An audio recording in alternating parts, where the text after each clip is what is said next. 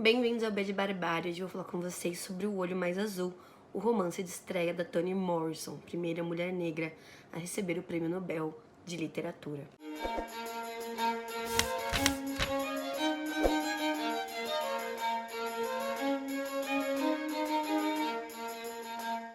Bom, esse livro aqui foi enviado pela TAG no mês de março e conta com o prefácio da curadora Djamila Ribeiro e o pós-fácio da própria autora Toni Morrison. Esse livro ele é bem curtinho, de texto mesmo, ele tem menos de 200 páginas. Mas dentro dessas quase 200 páginas, a gente tem um giro muito grande pelos personagens. Isso acontece porque nós temos dois narradores na história. Um narrador onisciente, que vai contar pra gente histórias que a outra narradora não consegue acompanhar, que é a Cláudia. A Cláudia é uma jovenzinha de 10 a 14 anos, não me lembro direito agora. Ela tem a irmã dela, a Frieda, e começa a história com ela e a Frieda discutindo que o bebê de Pécola teria sobrevivido se elas tivessem conseguido plantar direito as sementes. E a gente descobre então, logo depois, esse livro ele é dividido em estações. Então, na primeira estação aqui, que é o outono, a gente tem um momento em que a Pécola vem morar com a família da Cláudia e da Frieda. Elas são todas crianças, elas dividem ali a cama e ficam amigas bem rápido. O que acontece aqui a princípio é que elas não sabem direito o porquê de a Pécola estar ali. Mais pra frente elas vão descobrir que o pai da Pécola, o Charlie Bradlove, ele surtou e tentou colocar fogo na casa deles. Então apareceu o conselho tutelar, a polícia, e acabou levando a Pécola pra morar com eles durante um tempo. Após isso a gente vai ter a próxima estação que é o inverno. No inverno, a gente vai ter, então, um momento em que a gente vê a vida daquelas crianças. Então, a gente vê o preconceito, a gente vê a admiração por garotas brancas e de olhos azuis, como a atriz de TV Shirley Temple, que é bastante mencionada aqui. E a gente vai ter uma dimensão de como alguns racismos estruturais funcionam nos âmbitos individuais. Como algumas pessoas, principalmente essas crianças, têm as subjetividades dela indo em confronto com esse racismo estrutural. Na próxima estação, a primavera, a gente tem a história de diversos personagens. Então a gente vai conhecer a história da mãe da Pécola, a história do pai da Pécola. Então a gente vai ter esses episódios que são contados por outro narrador, que não a Cláudia. E isso porque ele precisa de uma dimensão diferente do que a menina tem. Precisa de recursos e informações que a Cláudia na história não tem. É muito bacana quando ela faz esse giro de personagens, porque a gente vê que nenhum deles é totalmente bom ou totalmente mal. Todos eles tiveram os seus próprios sofrimentos e todos eles fizeram outras pessoas sofrerem em algum momento. Então a gente tem uma dimensão gigante da complexidade da humanidade, assim.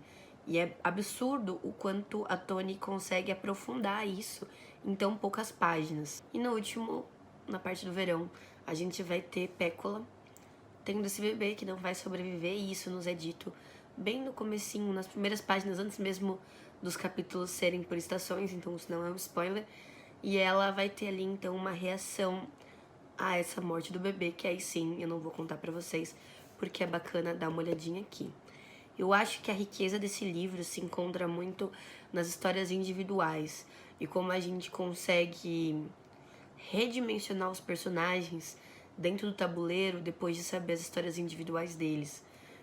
E é uma coisa bacana porque a gente nunca tem esse acesso a essas histórias gerais dos personagens. A gente sempre tem acesso ao que nos é contado e sempre a versão da pessoa, quando aqui a gente tem a versão real, o que realmente aconteceu. O narrador não é um personagem, então ele conta o ocorrido, ele não conta sobre o ponto de vista de alguém.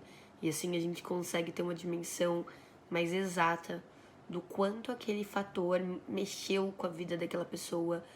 E não que isso signifique passar pano para algumas atitudes horríveis que tem aqui, mas eu acredito que faz a gente pelo menos entender o porquê, ainda que não justifique, mas entender como a pessoa chegou àquele ponto. Uma coisa que eu gostaria de deixar claro aqui é que existem cenas de agressão sexual, de estupro e de pedofilia, então quem tem gatilhos ligados a isso esteja avisado, tome cuidado. São cenas bastante fortes. A Toni realmente me surpreendeu por conseguir construir tanta coisa dentro de um livrinho deste tamanho. E eu fiz várias marcações, como vocês podem ver. Outra coisa que eu queria comentar é, tem um episódio aqui, a história do Subhead Church. É um dos personagens. Eu discuti muito lá no meu Instagram sobre como eu achei que a Toni tinha uma ideia para justificar o título do livro e toda a intenção do livro, mas como ela inseriu tarde demais o Subhead Church, e ele parece então um deus ex machina.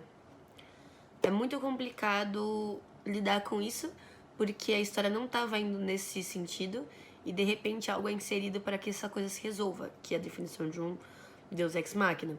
Sendo que existe um outro personagem, que é o Henry, que tem as mesmas questões de ligação com crianças e de religião que o Subhead Church. E esse Henry, ele já tinha sido introduzido antes. Então, eu acho que ele poderia ter sido utilizado nesse capítulo com a mesma finalidade, sem perder em nada. Pelo contrário, ganhando muito na narrativa. Mas a gente não pode esquecer que esse é o primeiro livro da Toni e ainda assim ele é arrebatador. Então eu boto muita fé no que ela pode fazer posteriormente.